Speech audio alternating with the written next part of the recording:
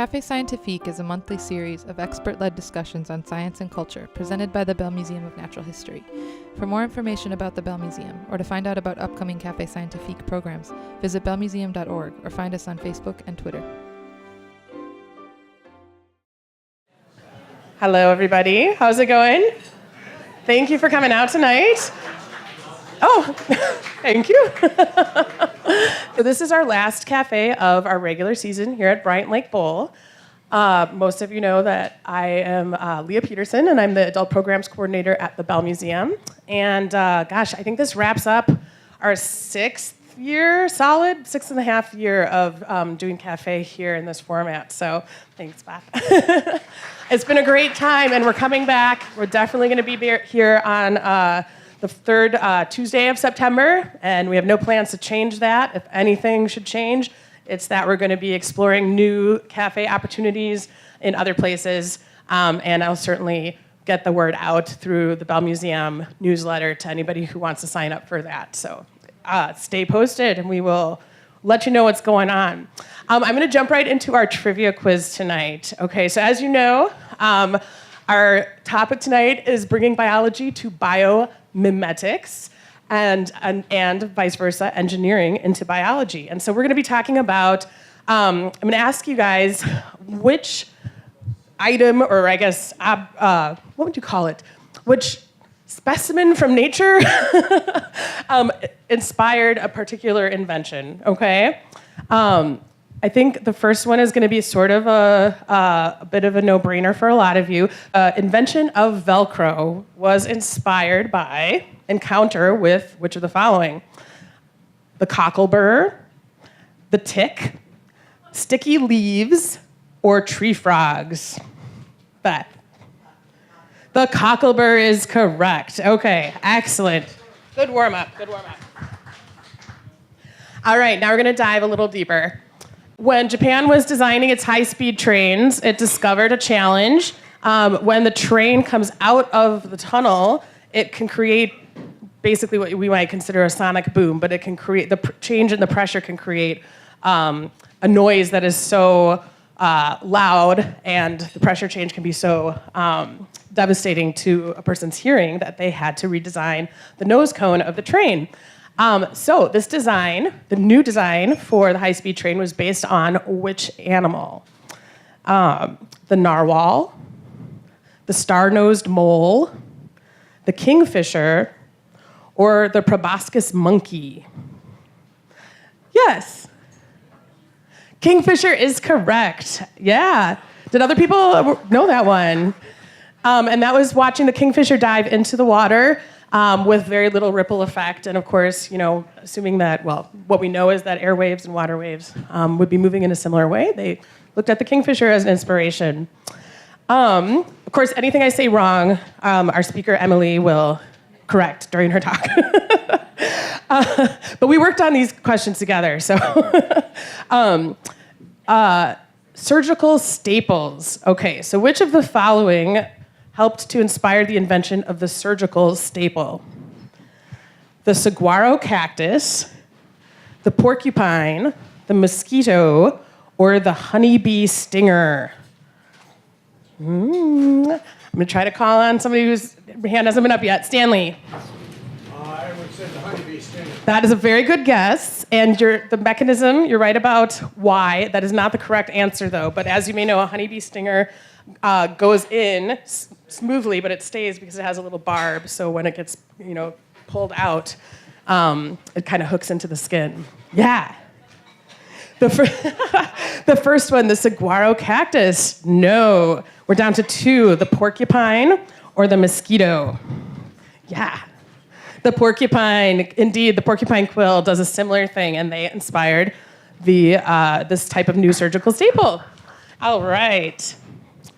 Number 4. So the goal of this invention is to reduce the drag on the hulls of boats, particularly in racing boats.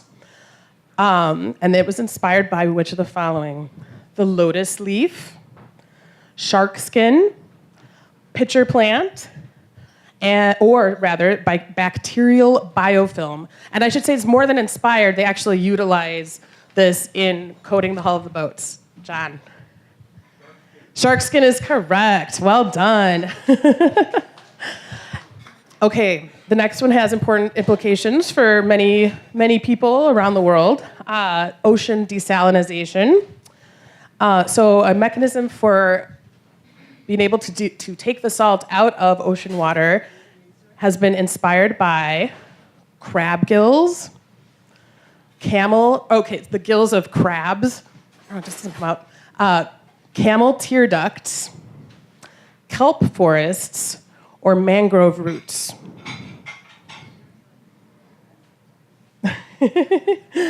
Oh, right there in the middle.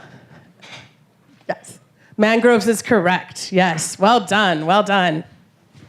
All right. Our next one. Harvesting fog in the desert or in arid climates. All right. So that would be also have important implications, of course, for many people. What other thing from nature harvests fog from an arid climate? The fern, the morel mushroom, the Namibian darkling beetle, or the Rhodesian ridgeback dog? Yes, you are correct.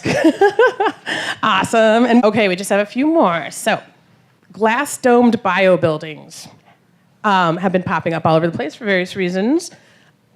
There is a particular collection of them that attribute their inspiration, their innovation to which of the following? Pollen grains, warts, compound eyes, or limpets? Stanley. Compound eye. That is a good guess, but not correct. Rehearsal. But they do look a lot like compound eyes. Anybody else have a guess? Yeah, Alexis. Pollen grains is correct. Yes, very good. All right, we've got two more semi-serious ones and then a bonus question. So in robotics, an important feature might be to develop robots that can climb walls. So technology for this, and I think we'll learn a little bit about this in the talk tonight, has come from which source? Spiders, ivy, the saliva of the swift bird, or geckos? Yes. Geckos is correct. Beautiful. All right. Number 9. There's a highly efficient LED lamp, which has been inspired or is currently under development and inspired by structures in which of the following? The vampire squid, the viperfish, the firefly, or plankton? And I should say bioluminescent structures. All right, anybody besides Stanley? Yes. What's that? Not plankton, but very good guess. Yes. The firefly is correct. Excellent. Very well done. All right, this one is just a fun bonus question. What is the name of the biology professor at Westchester University in Pennsylvania who discovered, sort of through a series of happy accidents and observation, that the bumps on the fins of humpback whales helps the whales move through the water, and that this might be applied to a more efficient turbine blade? What was this person's name? Okay. Truman Trout, Frank Fish, Waverly Whale, or Moby Dick? I encourage any one of you to raise your hand and take a guess. Yes, Don. No, very close though. Rusty. Frank Fish is correct. Excellent, excellent. Awesome. Thank you guys for playing, and we'll move on to our speaker. I just want to say, because it's the end of the year, that we have a lot of people to thank: our servers here at the Bryant Lake Bowl, and our wonderful artistic director of the theater, KVL, and Teresa, who is working the box office. Of course, all of our speakers, Aaron, who you know well as being the most dedicated volunteer over the last 5 or 6 years, and And of course, Kevin Williams, who lives on in our memories but is happily enjoying his retirement. Barb, who does our sound and light support here, and then Kyle, who records our podcasts and supports the speakers as they're setting up. So if you could give a round of applause for those folks, that would be wonderful. Thank you. Okay, so I'm going to move on to introduce our speaker tonight. Emilie Snell-Rood has her undergraduate in biology from William and Mary College and her PhD from the University of Arizona. And her postdoc was at Indiana University. She really studies how animals deal with environmental change through the flexibility and variation in their, or I should say anthropogenic flexibility and variation, and has developed a class on bio-inspired solutions, which I think is a lot of what we're going to be talking about tonight, along with some great visuals and videos. And so you can find some of her works referred to in some pretty impressive places. Some years back, she was published along with her collaborators in National Geographic in an article that talked about beefier butterflies. And the study was about how road salt in places like Minnesota, that was in Minnesota, yeah? To some extent, a small amount of road salt, which we're all very concerned about the impacts of, when it does get taken up by the milkweed, they see more robust monarch butterflies. But of course, like with everything else, there's a tipping point of diminishing returns, I guess, to where there's too much salt. But then more recently, the New York Times published an article about her work that I think was covered very broadly on NPR and a number of other places. And that was comparing the brain size of mammals in urban environments to non-urban environments. So if you remember hearing anything about that in the last couple of years, that was research that our speaker tonight was behind. And without further ado, I'd like to bring Emilie Snell-Rood up to the stage. So thank you guys very much.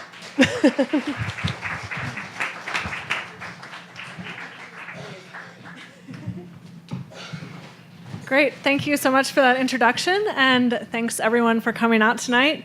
I'm excited to share some of these ideas with you. So I'm actually not really going to talk about my research that much. I'm mostly going to be talking about some ideas that I've been developing over the last 5 or so years as I've been putting together a class on bio-inspired design.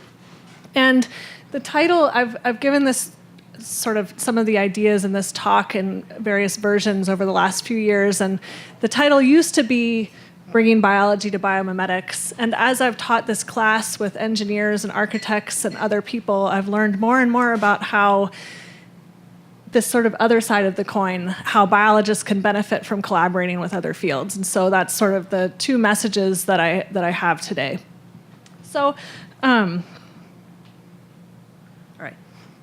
So I'm going to start with what looks like a rather depressing list of problems, but it's just to make the point that there are a lot of problems, and I think different people would rank problems faced by society in different ways, but the point is that there are a lot of them. And I'm not showing this to depress you, just to motivate the question here, and instead focusing on biomimetics as a problem-solving approach. And when we think about how to tackle the wide range of problems that face society today, we can sort of use whatever we can possibly get in our toolkit. And so today what I want to talk about is biomimetics as an approach to potentially tackle any one of these problems. So what is biomimetics? So how many of you guys have heard of biomimicry or bioinspiration or biomimetics? Okay, so maybe half of you. So there are various definitions of this. I define biomimetics as a field or a problem-solving approach that looks to how organisms have solved problems that are somehow similar to ours, but it's not like they went out and, thought about how to solve it and figured it out. They solved it, at a bigger scale, at sort of over an evolutionary time scale at the population level. That organism has sort of come up with a solution over millions of years to a problem that's somehow similar to the problems we face. So biomimetics as a field is sort of interspersed in a variety of disciplines. So here are just a couple of textbooks. People use biomimetic approaches in architecture and a lot of engineering designs and photonics, so various applications where you're manipulating light. And this is a figure that I put together for a short commentary that I published last year.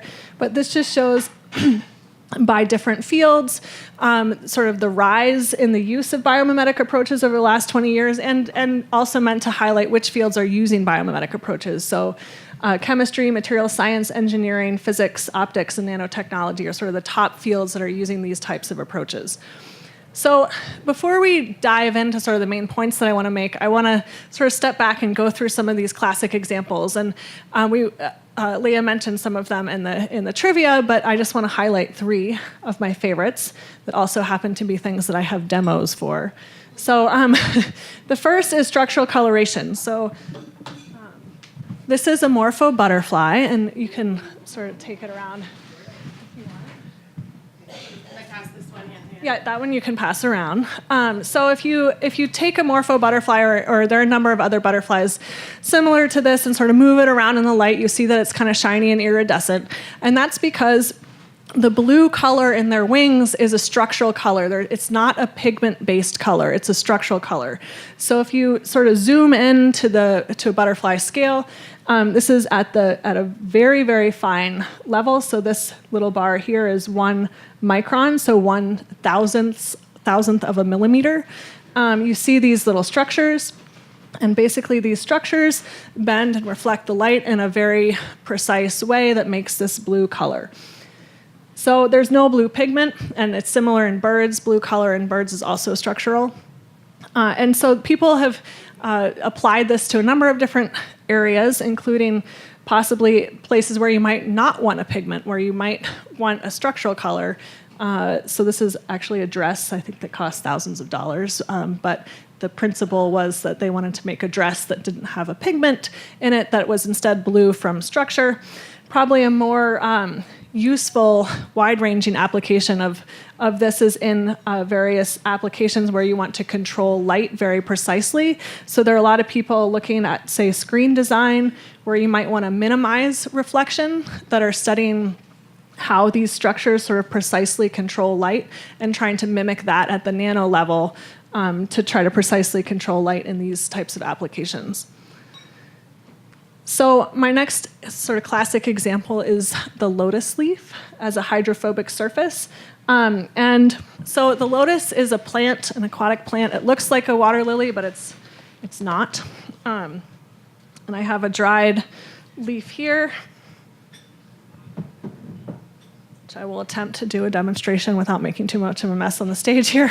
So even the leaf, even when dry, still shows this hydrophobic effect that it has. So if I'll just dump a little bit of water on it, and oops, I don't know how much you can see. Maybe you can just, but the water beads up on it almost like, it looks almost like little diamonds or something. I don't know.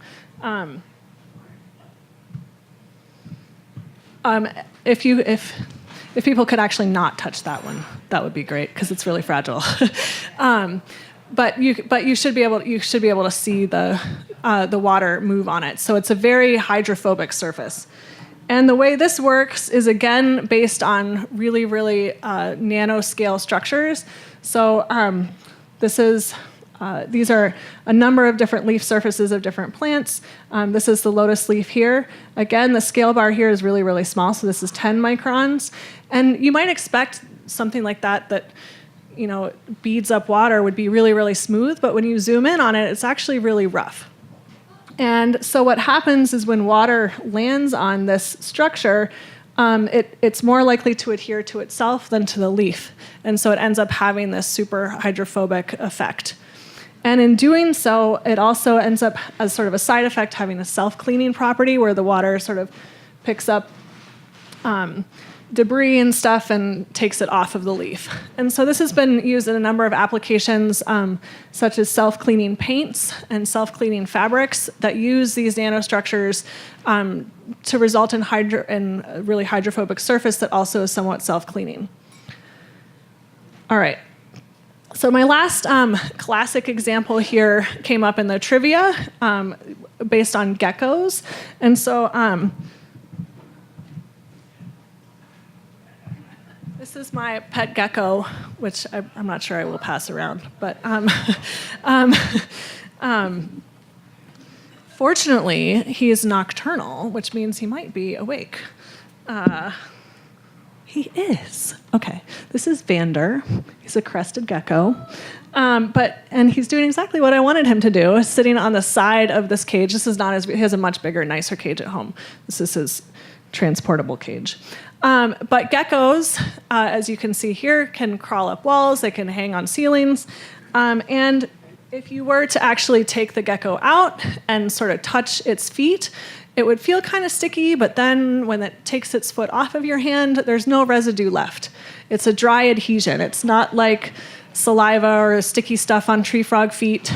It adheres to walls through a dry adhesive process. And again, as with the other examples, this is based on nanostructures. So if you zoom way into these feet, you see these little setae. They look like little spatulas. And basically, at this very fine nanoscale, you have different physical processes happening. You have very small forces called van der Waals forces, which is how he got his name. These are very small attractive forces between objects at a nanoscale. And if you scale that up across thousands to millions of these setae on these feet pads, you can get really strong adhesive forces. And so people have mimicked this in a variety of applications. This is an adhesive tape, gecko tape, that was made based on gecko feet. Here's a demonstration of it holding up a weight. And I don't think that this is ever going to replace Scotch tape or anything like that because it would be very expensive to make. But there are applications like robotics where you might want a sort of adaptive dry adhesive that can sort of stick to a bunch of different types of surfaces and also be removed. So those types of applications might particularly favor something that is inspired on gecko feet. So these are some kind of fun examples that come up if you just Google biomimetics or some of the classic examples in biomimicry.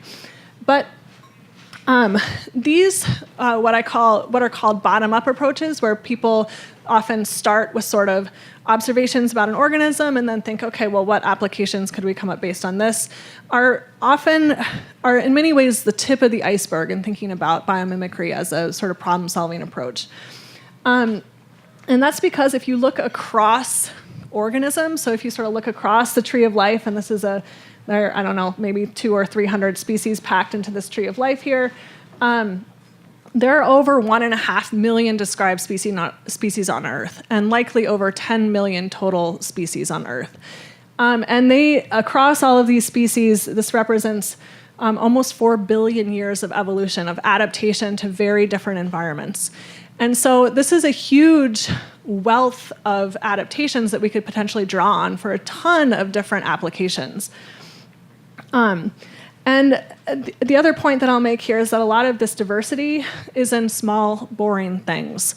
And I say that because the point of this here is that there's a lot of untapped potential in biomimetics, but it's also at the same time very overwhelming. How do you go out and figure out what organism you want to study for a particular application when you have 10 million species to choose from? And a lot of those species are small. So this figure just shows the size of these different organisms is scaled to the number of described species. So most described species are insects. There are a lot of arachnids out there. There are a lot of plants. Here are mammals, very small. Not very many mammals relative to the rest of biodiversity. So what can we do? And the main sort of point that I want to make today is that in order to use biomimetic approaches really powerfully, we just need to collaborate more. Because if you look at sort of the research that's currently being done in biomimetics, less than 8% of those research projects actually involve collaboration between the application field and biology, which is kind of incredible. And I think this sort of just generally reflects how in a lot of areas we're very siloed. You know, we have our sort of specialty subfields, we interact within our subfields, and there are a lot of barriers to collaboration. But if we can find ways to sort of effectively collaborate, we can sort of much more powerfully use these approaches. So what I want to do is I'm basically just going to go through 3 main points about sort of incentives for collaborations between biologists and engineers and designers in general. in thinking about biomimetics. So how can we sort of grow biomimetic approaches with more collaboration? And the first point I'm going to make is thinking about sort of developing problem-based approaches, or what I'll call top-down approaches. The second point is just how to study adaptations, because we're all doing science, but we're doing it slightly differently in different ways in different fields. And then finally, how to best make use of biodiversity. So instead of just sort of randomly choosing a couple species here and a couple species there, how can we look across lots of species to learn things? So, and for each of these, I'll sort of focus on what collaborating with biologists can bring to thinking about engineering and design solutions. But at the end of each one, I want to specifically come back to thinking about what biologists can learn from collaborating with engineers and designers. Because certainly in the context of this class that I've been developing, I've unexpectedly learned a lot, which is actually pretty fun. So this first approach is thinking about problem-based approaches, or in other words, what you could call top-down approaches. So instead of starting with an organism and thinking of, okay, what would be a really cool application based on that organism, starting with the problem and thinking about, okay, how can I start with a problem that I'm interested in and figure out which of these 10 million species I should study for that problem. So in some instances, it's pretty easy to do this. So say you're interested in water conservation or something that needs to resist really high temperatures. These problems translate pretty easily into environments that actually exist in nature, like deserts. And so you could, for instance, go to desert environments and find organisms that are adapted to dealing with these problems in these environments and put them into your applications. And one of the examples came up in the trivia of the Namibian darkling beetle, which is this beetle that, not surprisingly, lives in Namibia. And kind of like the lotus leaf has a super hydrophobic surface on its back that can function to condense water from fog. And then they sort of like stand on their head and the water drips down into their mouth. And this has been used to design fog harvesting devices that use the same sort of structural properties to harvest water from fog. So this is pretty straightforward for some problems, but what I would argue is that biologists can probably help with a lot of problems that, at least at first glance, are a lot harder to translate into natural environments. And I'm going to give two examples. And the first one is one that I think a lot about in some of my current research, and that is thinking about cancer. So if you're trying to find a cure for cancer and you want to take a biomimetic approach, how in the world would you do that? Well, one way would be to sort of start to think, okay, well, what can we sort of break cancer up into component parts that might correspond to actual environments? So if you think about, okay, what is cancer? So cancer comes from a couple of things. It comes from the accumulation of new mutations in your cells and your somatic tissues. So these cells are getting new mutations as you interact with carcinogens, with mutagens in your environment. And at some point, something happens where, checks on cell growth and on things that regulate cells sort of cooperating and staying nice and not taking over, get out of hand, and you sort of lose cell-cell cooperation and end up having tumors forming that sort of take over a tissue and spread throughout the body in some malignant process. So now we've sort of broken cancer into two problems, something about the accumulation of new mutations as you interact with bad things in the environment, and something then about loss of cell-cell cooperation. So all of a sudden, there are actually a lot of ways that these might translate into environments in the real world. And here I'll focus on this one, because here we might now start to think about, okay, so what organisms in real life are exposed to a lot of novel chemicals that might be mutagenic? And one place that we've been looking for this is looking across a bunch of different species of butterflies that feed on plants that contain toxins that are also mutagenic. So here are a number of different butterflies that feed on different plants, and these are toxins in those plants that are also mutagenic. So for example, the pipevine swallowtail feeds on pipevine, which contains aristolochic acids, which has been shown to give humans kidney cancer. Not only do they feed on these plants, but they actually sequester these mutagens they coat their eggs with it. That orange stuff are the ricinoleic acids. And then the larvae, the caterpillars, and also the adults are brightly colored as a warning coloration to predators that they have this toxin. So they've been feeding on this thing for probably 70 or 80 million years. And what's really interesting about this is they're basically in an arms race with the plant. The plant is making chemicals, making these toxins to try to kill to anthropomorphize it a little bit, but basically to try to kill the caterpillar. And the caterpillar would benefit from sort of any adaptation that it could come up with to detoxify those chemicals. So if it could evolve some kind of sort of generalized way to deal with mutagens, that would be great, because then it can sort of anticipate whatever chemical the plant's going to produce next. And what's really interesting is that some of these butterflies and also moths are also highly resistant to novel mutagens. So if you try to X-ray some of these species to sterilize them, it takes several orders of magnitude more irradiation to sterilize them than it does to kill a human. So it's possible that selection in sort of an arms race with these mutagens has over time selected for broad tolerance to a range of different mutagens. So this is one area where, and this is something that we're currently working on in my lab, where you might look to take a biomimetic approach to cancer, looking at adaptations to a range of different mutagenic chemicals. So the next example that I'll bring up here is something that actually came up in class in one iteration of this bio-inspired design class. And one of the architecture students in this class was really interested in designing a community center that promoted harmonious and cooperative behavior amongst residents. And I thought that was a really interesting idea. It's kind of a cool problem, a cool biomimetic problem, but how in the world would you actually tackle that? And she was starting by looking at sort of interactions among species within ecosystems and sort of from the sort of nature documentary perspective that, okay, they look kind of harmonious, but in a lot of cases, they're not all that harmonious. There's a lot of competition. There's a lot of sort of antagonistic relationships between things. And so I worked with her a little bit and suggested, okay, it might actually be better to look at situations where we understand the evolution of cooperative behavior. So for example, vampire bats have been a really interesting model system for understanding the evolution of cooperation, specifically direct reciprocity. So this is basically the idea, if you scratch my back, I'll scratch your back later.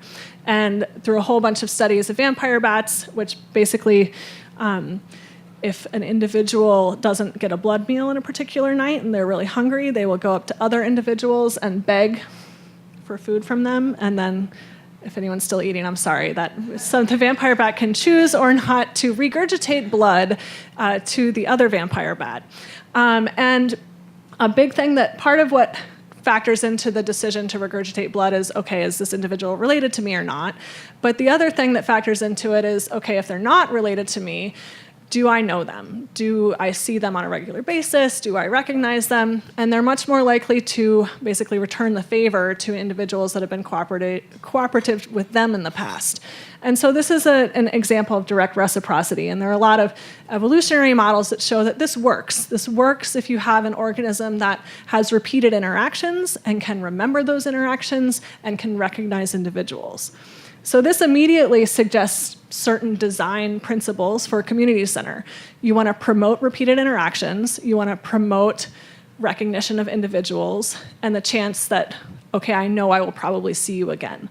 And if you can build that into a design feature, then that should promote cooperation. Then there's a whole another literature, especially in humans, that takes this a step further in thinking about what's called indirect reciprocity. This is the idea that in a lot of big populations, you don't necessarily meet the same individual again. And in this case, you can still get cooperation emerging, but indirectly. In this case, what happens is individuals recognize the reputation of other individuals and modify their actions accordingly. So you're much more likely to be nice to someone who has a reputation for being nice. So models have shown that this works, and data have shown that this works. And my favorite study here, there are a series of studies that have shown that humans are really sensitive to being watched and whether they decide to be nice or not. So if you are trying to get donations and a coffee for a common coffee mug or something like that in a break room, you're much more likely to have people follow the honor system and give donations if you put a picture of eyes over the request for money than if you don't. And they don't even have to be real eyes. It can be highly stylized, like cartoon eyes. And so this leads to all kinds of kind of freaky design implications, like painting eyes on the wall. And like as a biologist, that's sort of how I would translate that into a design. But the architect was like, well, maybe we could work, make it a little less freaky, but still capture that with more stylized eyes, or I don't know. So the point of this is that you can take some problems that at first seem highly intractable and sort of break it apart into component parts and think about what areas of biology have actually explored that problem.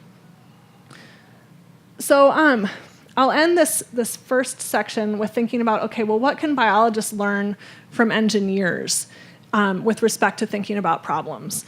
And here, I think I've learned a lot in terms of how to explore and refine problems in ways that I never really anticipated.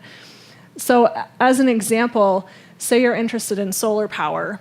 From a biomimetic perspective, you're like, okay, well, I'll probably go look at plants because plants are really good at harvesting solar power. And that seems pretty straightforward. And people are doing that and everything. But I've been interacting with a number of students in this class who are interested in solar energy, and those interactions have sort of opened my eyes to a whole bunch of other avenues to explore this problem. So actually this semester, there was a group that was inspired in part by some work done by other people at the University of Minnesota looking at solar windows, which I didn't even know was a thing. But you basically put nanomaterials in windows that harvest light energy as it goes through the window. And this led this group to start getting inspired, okay, well, what biological materials could you put in a window to better harvest light? And they started looking at pigments and insects that absorb light. And they actually ended up coming to my lab, and one of the things that they did was to use some of the pigments, and this is the butterfly that I do a lot of work on in my lab, and it turns out the pigments in their wings really effectively absorb UV, which I knew because these pigments are used in mate choice, but I never thought about that in any kind of application. But it turns out if you take this and put it between panes of glass in a particular way, it heats up much faster than if those pigments aren't there. So in working with these engineering students to sort of break apart the problem and look at the problem in a new way, all of a sudden I looked at this organism that I work with every single day in a completely different way, which was really interesting.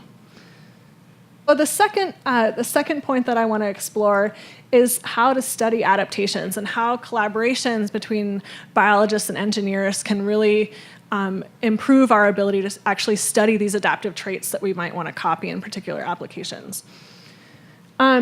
So I'll again start this section by thinking about, okay, places where it's pretty obvious how you would study an adaptation. And this is an example, a biomimetic example I particularly like. This is a pileated woodpecker. Woodpeckers, as you know, like to slam their head against trees, or maybe your house, in my case. And these guys, in doing so, both in drumming as a territorial advertisement and in foraging for food, experience huge forces on their skull. So they can experience up to 1,200 Gs, which is over 100 times the force that it takes to give humans a concussion. And obviously this doesn't faze them. They're just banging their head against the tree and keep going. So there have been a bunch of people that have been studying, okay, well, what are the adaptations that allow them to do this? Because it would be really great if we could copy those in a variety of applications. So in this case, it's pretty obvious. Okay, if I want to look at the adaptation, I should probably look at their skull. And when you do that, you see a bunch of really cool things. They have spongy bone inside their skull that absorbs a lot of these forces, but they also have a lot of structural changes in their skull, so they have a lot of fusion in the bones in their skull, especially around their bill, that are important in absorbing some of these forces. And some of these things have been applied in various applications. So this is some kind of small shock absorbing system that was built to absorb the shock of like a bullet. And they were specifically, in this case, copying parts of the spongy bone structure.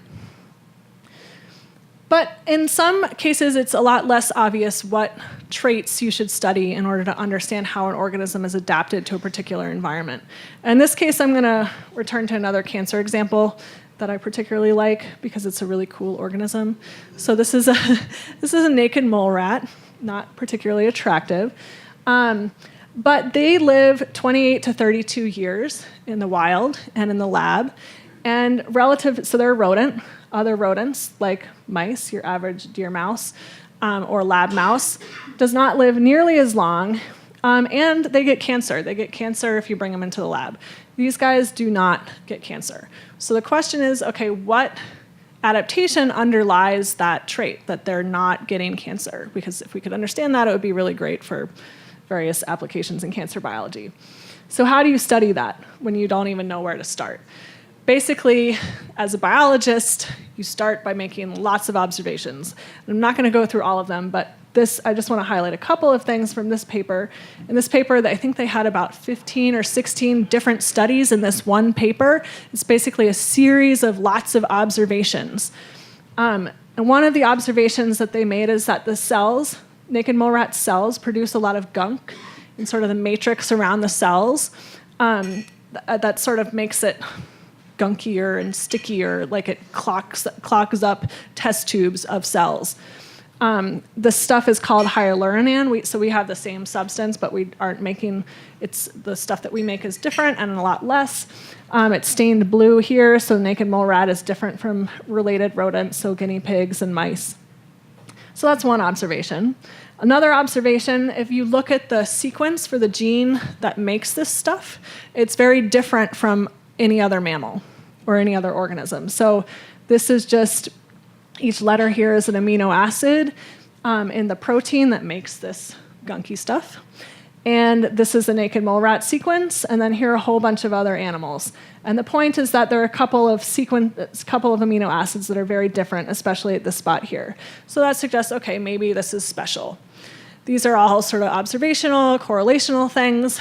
The really cool experiment that they did in this paper is summarized in this picture here, which I'll walk you through because it's kind of complicated, but I really like this figure. So in mice, in the lab, in a lot of things, you can take these cell cultures, you can put them in a plate, and you can, this column right here are mouse cell cultures, and you can do various manipulations to induce tumor formation. So here's your control mouse cell cultures. They're just little cells there. Here are the conditions where you can induce tumors, and you see these big clumps of cells. Here's your naked mole rat. Under control situations, there are cells in a plate. You try to induce tumors, you can't induce tumors. So right here, you don't see any big clumps of cells. You don't see any big tumors. They went a step further, and so this is the key point here. They manipulated that gunky stuff. They knocked it down with an enzyme that cut it up. And when you do that, all of a sudden, you can induce tumor formation in these cells. So this illustrates how biologists can sort of go through trying to study the adaptations that underlie, or the traits that underlie a particular adaptation. And it's science. It's a combination of observation and manipulation. But one thing that I've learned in interacting with engineers in the context of this class is that even though we're all doing science, we often do it in very different ways. As a biologist, we're dealing with really complex traits that have many, many different interacting component parts. And it can take years to understand how all of those parts are working and interacting with each other. I guarantee that this is only part of a very complex story in these guys. The other thing is that there's a lot of noise, and what biologists accept as sort of proof of principle is often much more accepting of noise and variance. You'll see that it's not a perfect correlation. There are a bunch of cells here that are not giant tumors. So what I kind of say there is that for a biologist, if we can explain 5 or 10% of the variation, that's great. But if you're an engineer and you're explaining 5 to 10% of the variation, your bridge will collapse and you will be fired. So it's been very interesting to think about, we do approach these problems very differently. And collaboration and collaborations are important to think about how we would approach these problems. So I'll end this section with this last point. Okay, so what can biologists learn from engineers? And I think this is my favorite sort of reciprocal point, because engineers can make things that biologists can't, which allows you to test some really cool things. And one of my favorite examples here also came up in the trivia with fireflies. So fireflies, if you've ever sort of looked at them when they are activating this light organ, it is super bright. And if you actually go in and look at that chemical reaction that's causing that bioluminescence, the chemical reaction itself is not all that bright. Something is happening in the structure of this organ to amplify that light. And so, kind of like with some of the other examples, if you sort of look at the nanostructural level, this is the cuticle, so on the outside of this firefly organ. Again, a very small scale, so this is 1 micron. You see these sort of patterned ridges. And you can make that observation, and some people did, and they came up with a hypothesis that, okay, maybe this pattern ridge, so here's the part of the organ that's making the light, here's a layer below that reflects that light. And they're hypothesizing that maybe this ridge is doing something to basically amplify the light during the transmission of the light. Who knows? That's what they're hypothesizing. Now, a biologist would take this and say, okay, I'm going to test this by genetically manipulating, mutating the firefly and changing it, or maybe looking across species that differ in this organ. But an engineer, and I never would have even thought of this, an engineer says, I'm just going to make it and see what it does.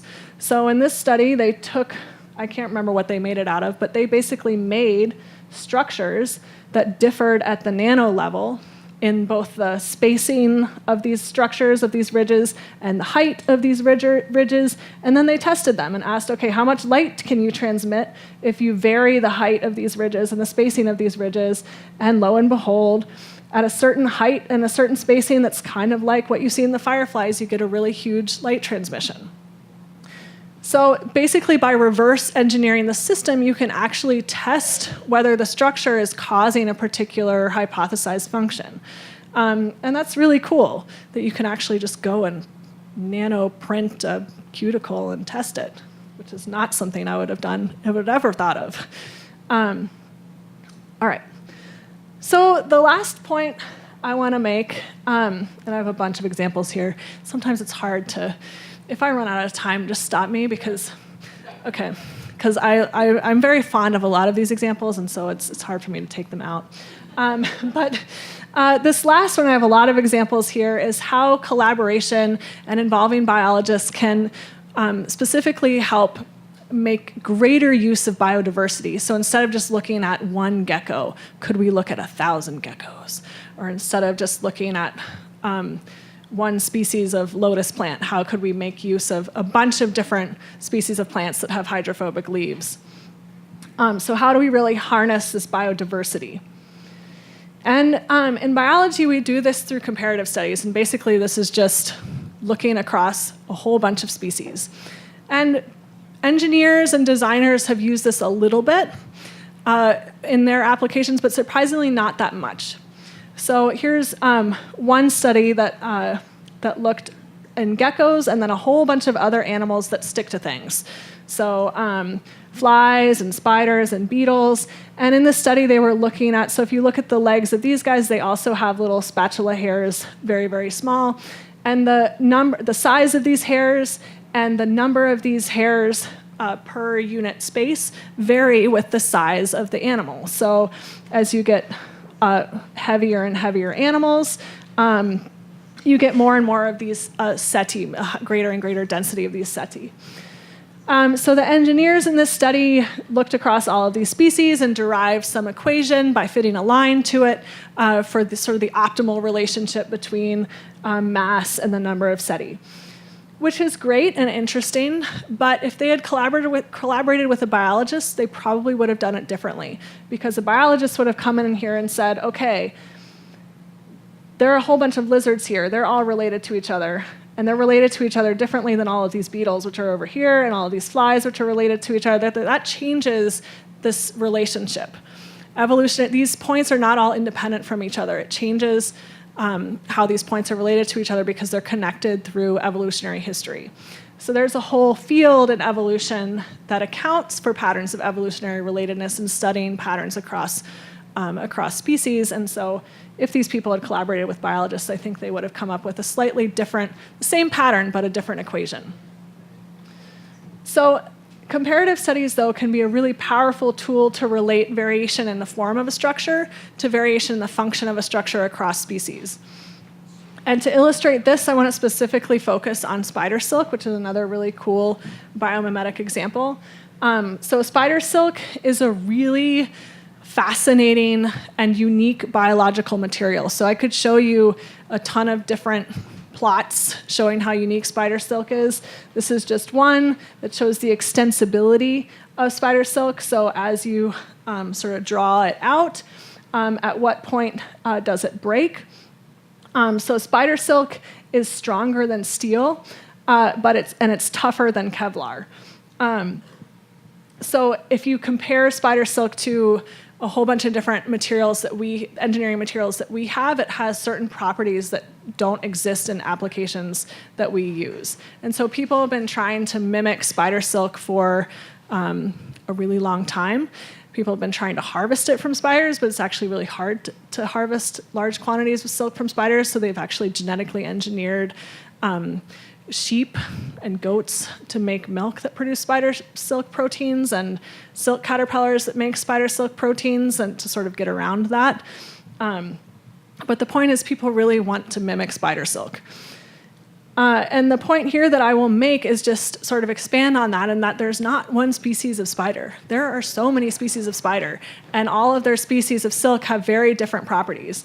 So these are stress-strain curves for a bunch of different species of spiders, and the point is that it varies. So if you look at different species, they cover this sort of space of engineering properties in very different ways. And so depending on the application, you might want to study a different species. So comparative studies, so looking across species, can be a good way to try to figure out what species you might want to focus on for a particular application. So this is a figure from a study that looked across a whole bunch of different types of spiders. So these are a bunch of different genera of spiders.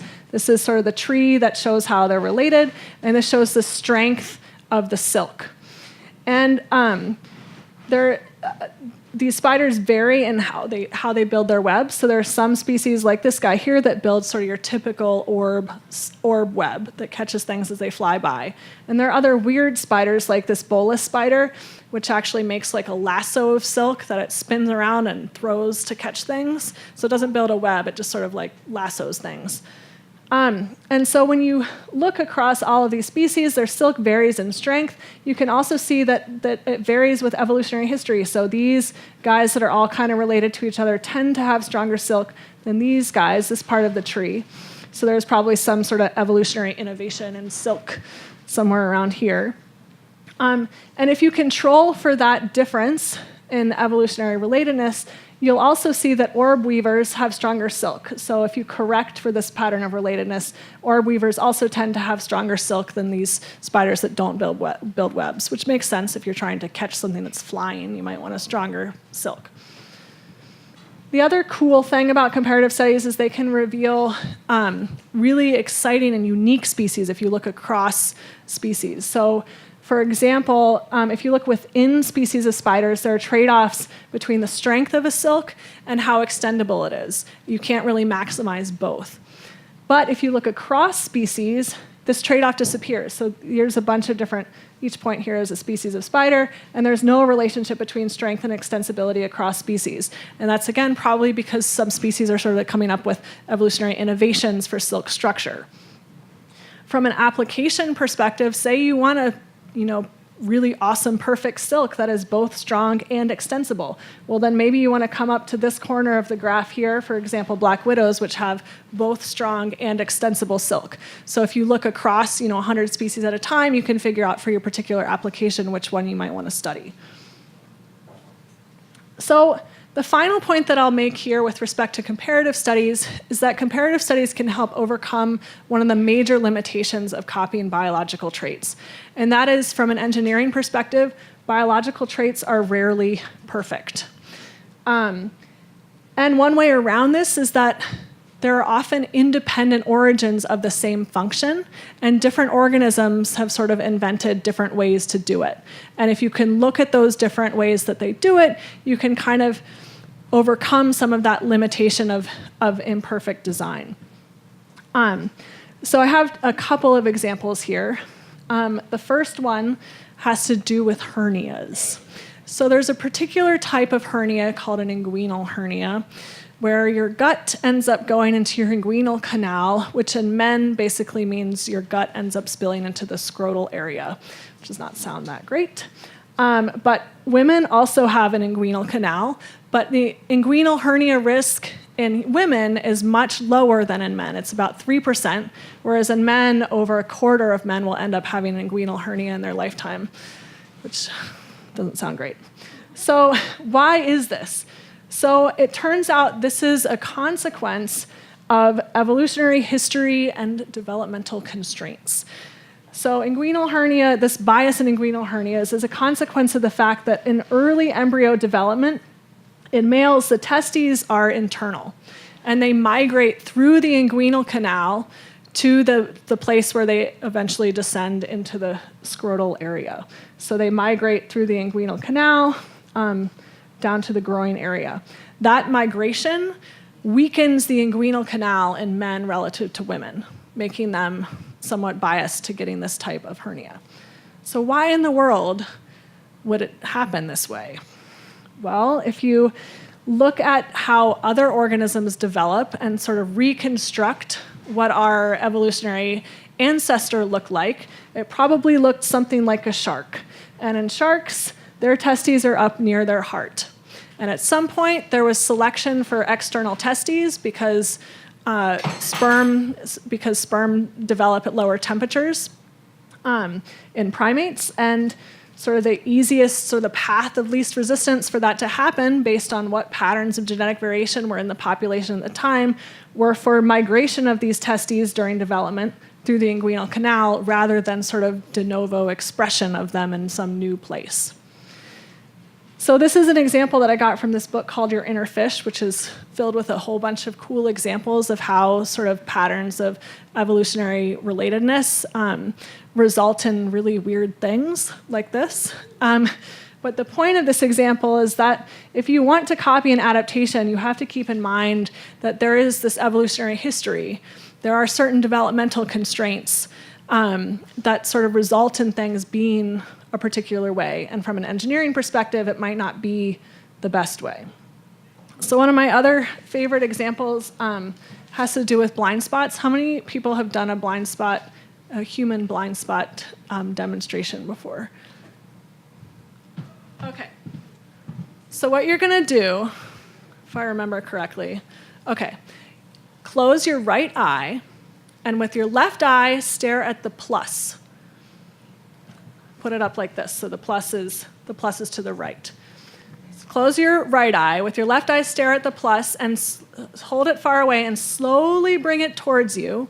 And at some point, the circle should disappear. Raise your hand if it's working for you. Okay, good. So maybe 60% of you. If it's not, you can take this home.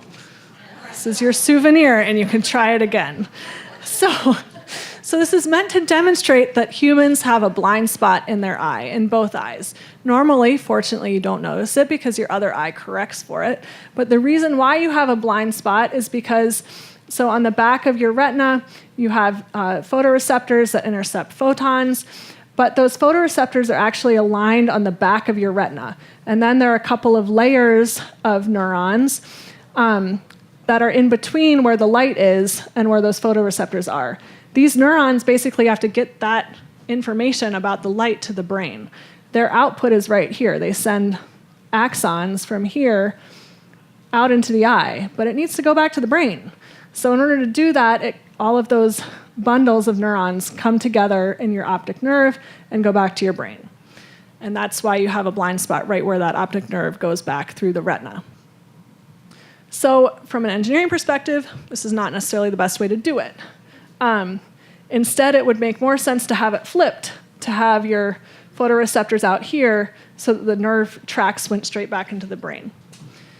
So one way around sort of examples of sort of imperfect design like this is just to look at how other organisms sort of independently solve this problem, because they usually do it differently. So it turns out if you look across animals, there are a whole bunch of different types of eyes. We have a camera type eye. There are a bunch of organisms with compound eyes, mirror eyes, pinhole eyes, cup eyes. But it turns out that there's been an independent origin of camera eyes in cephalopods, so in squid and octopi. And it turns out they do it the other way. So if you look at, here's our retina here, where we have a bundle of neurons that goes to the optic nerve. And in octopus and cephalopods, it's flipped the other way, so they don't have a blind spot. So the point of this is that you can look at independent origins of the same function or of the same trait, and often it's underlain by entirely different mechanisms. And you can, if you're an engineer, you are not constrained by sort of evolutionary history. You can pick and choose what you want in whatever application you want. So as another example, say you're interested in structural coloration. There have been many, many independent origins of structural coloration. I showed just one butterfly, but if you look across insects, there you have beetles with structural coloration, you have birds with this blue structural coloration, and even within butterflies, you have had multiple independent origins of structural coloration. And in butterflies and moths alone, there are at least 7 different mechanisms that underlie structural coloration. So here's the morpho that you looked at earlier. Here are 2 other types of butterflies. If you look, again, at the nanoscale and their scales, it's an entirely different structure. It's bending light in an entirely different way. And so you can use this however you want. If you're an engineer, if you're the designer, you can put it together however you want. So the final point here, so what can biologists learn from engineers with respect to sort of constraints of copying traits and adaptations? So if you Google coolest animal ever, this is one of the things that pops up. A dolphin, a flying unicorn dolphin in space. And as a biologist, this is absolutely ridiculous because this doesn't exist. How could this ever exist? Would there ever be selection for this? But if you're an engineer using biology, you could make something like this. I don't know. And it's kind of frightening that people are making things not quite like this yet, but they are making things.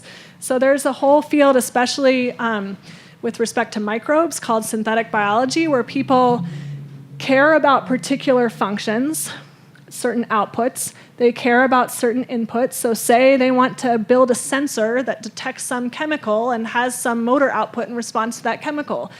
Then you can take sensors from some bacteria and put them with activated motor outputs from other bacteria and make something that does that. And it's been really interesting working with engineers and designers who come to this sort of problem-solving table with a very different approach, in that they're there to make things. And they can sort of recombine bits of biology from different things in order to make things for particular functions. And it's really cool to think about, but it's also really scary to think about what you can make and what happens when it gets out. And it has all kinds of ethical implications too, but I think that's another talk. So I'll end there, and I'm happy to take questions or have a broader discussion about this, but sort of my main point is just that I think in thinking about any kind of biomimetic application or biomimetic approach to problem solving, we can do a lot by collaborating across really diverse fields. So thanks for your attention.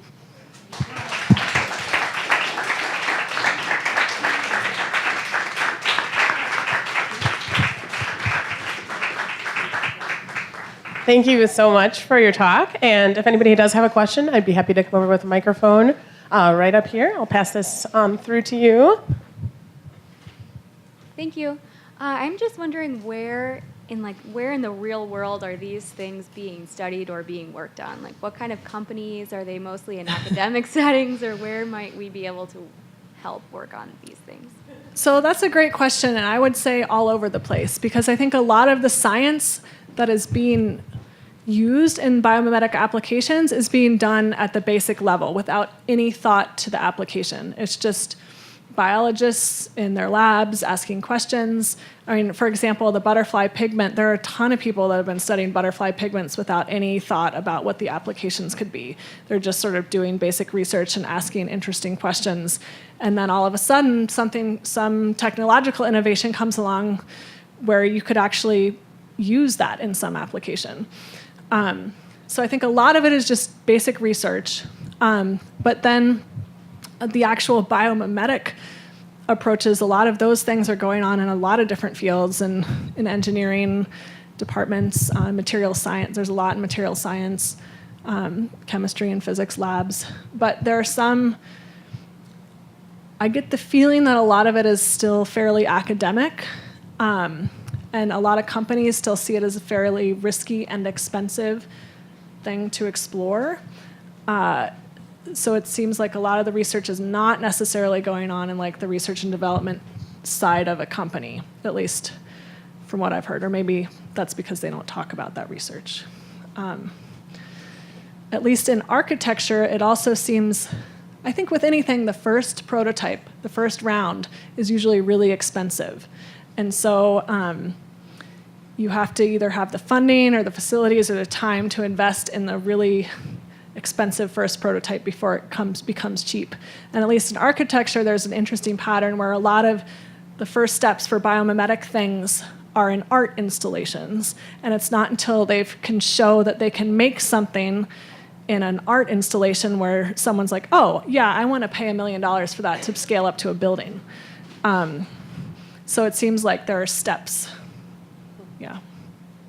It sort of, for me, reinforces the idea, one of the ideas that is really fundamental to the Bell, and of course our programming, and many of you are familiar with it, is that we've worked back and forth with artists for many years, and host a residency for artists to specifically react and sort of interpret scientific research or data or things that have been collected in an artistic application.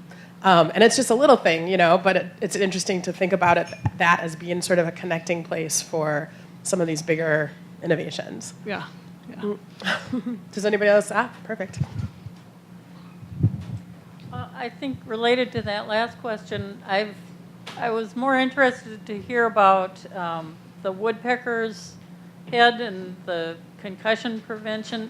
Haven't there been applications for that in creating different kinds of bulletproof vests and football helmets? Yes, I don't know about bulletproof vests, but football helmets and helmets in general for head injury have been another big area of application for that. And another interesting organism that they've studied with respect to that are sheep, a bit like bighorn sheep that ram their heads when they fight. And the sort of structures in their skull and also in those horns that are shock absorbing. I don't specifically know what they applied in the helmet, but I know people have been looking at that. But yeah, you're exactly right. Oh, heading right up to the front here. I'm just curious if anyone is studying Alzheimer's in the way that you're studying cancer. That's a great question, and I'm pretty sure yes. So there are a lot of people in medicine using biomimetic approaches that don't call it that. That are basically looking at how organisms do really cool things and trying to apply it to health issues. So I'm not that familiar with the Alzheimer's research, but I do know for a while people were looking at birdsong learning and bird brains because they have a lot more neural regeneration than we do. And another application that comes to mind is limb regeneration. So there are a lot of organisms like axolotls, these weird amphibians where you can cut off their arm and they'll just grow a new one. and even planaria, you can cut them in half and they'll grow a new head kind of thing. And so there are a lot of people that have been studying that. So what are the cellular mechanisms by which they can regenerate a limb, whereas we cannot, and trying to implement that. But it's not, they don't usually use the word biomimetic, but I would call that a biomimetic approach because you're basically looking at an adaptation in another organism and trying to copy it in humans. My understanding too is that there's another kind of a reverse, like you said, a reverse engineering approach in a way of finding something like Alzheimer's occurring in another animal. And I've heard that there's, actually this is not new study, I don't think, but ongoing hopefully, looking at octopi, and who are long-lived and seem to somewhat frequently develop some kind of dementia or disorientation towards the end of their lives, and then working on Alzheimer's kind of backwards from looking at what we might share with octopus as well. Yeah, that's interesting. I don't know that example, but I completely buy it. There are a lot of long-lived organisms out there, which is probably would be the first place I would look. You know, turtles and fish and stuff that can live 100 years, or parrots, which are also have large brains and can live 100 years. Those could be good models. Yeah. And right over here. So you studied the difference in mammal brain size between urban and rural organisms, and who had the bigger brains? So I want to get this on record for my fiance, who I finally convinced to move to St. Paul from Cottage Grove. No offense. I feel like this is a loaded question. I'm being recorded, aren't I? So in that study, we were really interested in, I'll just give a little background first for context. There's been a lot of work across species, especially in birds, that have shown that species with larger brains tend to be able to adjust their behavior better to deal with human environments and therefore survive and thrive in urban and suburban areas. But there are exceptions to that, and sort of there is more than one way to be successful in dealing with humans. You can adjust your behavior, you can just reproduce a lot, you can, in some cases, your sort of ancestral niche looks like cities. So that's sort of one point before I say what we found, is that there's more than one way to sort of be a successful colonizer of human environments. But we were interested in whether human environments could actually be selecting for larger brains within species. And so across 10 species of mammals, we looked at cranial capacity relative to body size in urban and rural populations. And urban, I mean like the greater Twin Cities area, so it was also suburban, any sort of human-dominated area. And we found for 2 of the 10 species, there were significant differences. The urban populations did have larger cranial capacity relative to body size.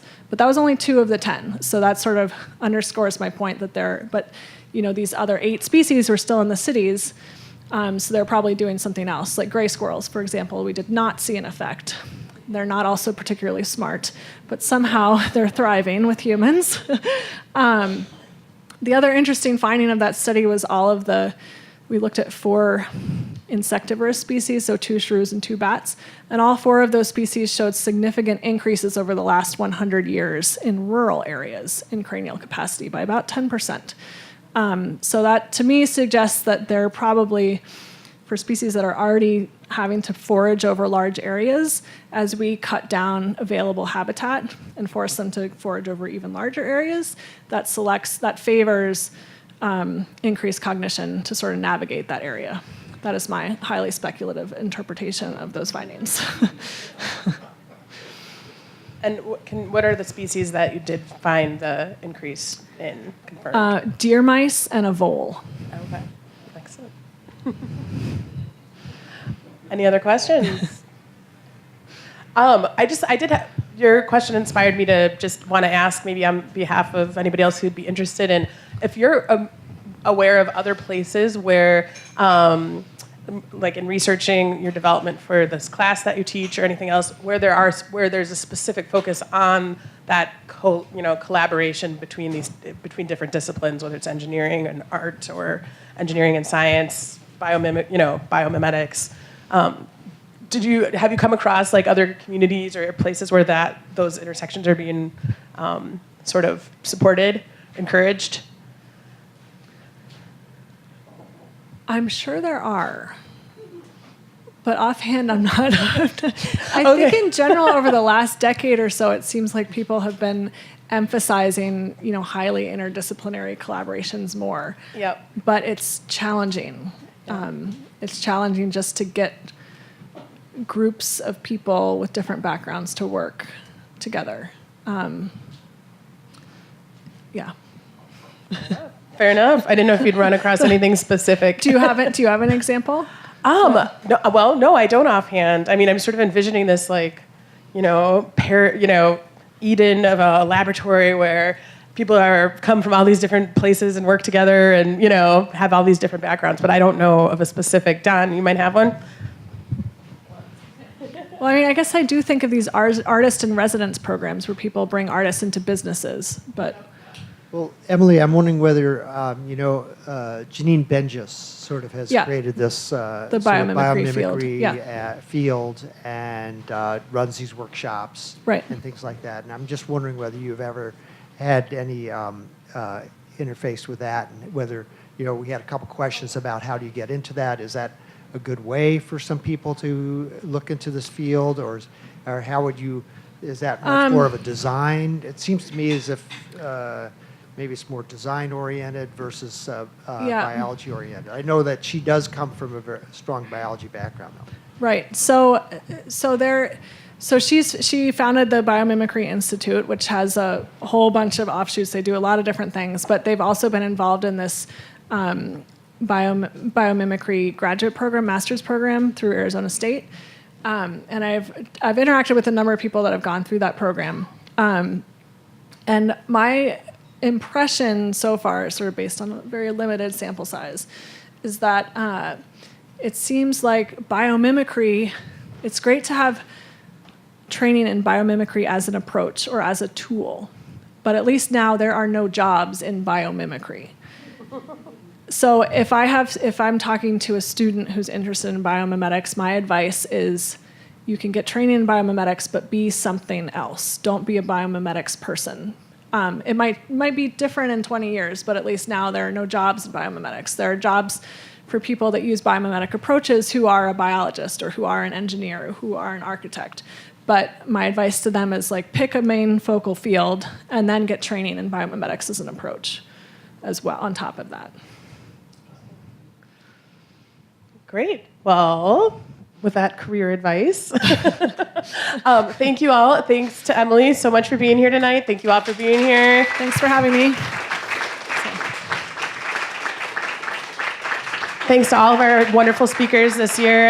Again, our speakers come and by and large, they do this without anything but a plate of nachos in return. So thank you to all of them. Mac and cheese. And some mac and cheese. All right. Well, guys, have a great summer. So great to see ya. Thanks. We'll see you on the way out.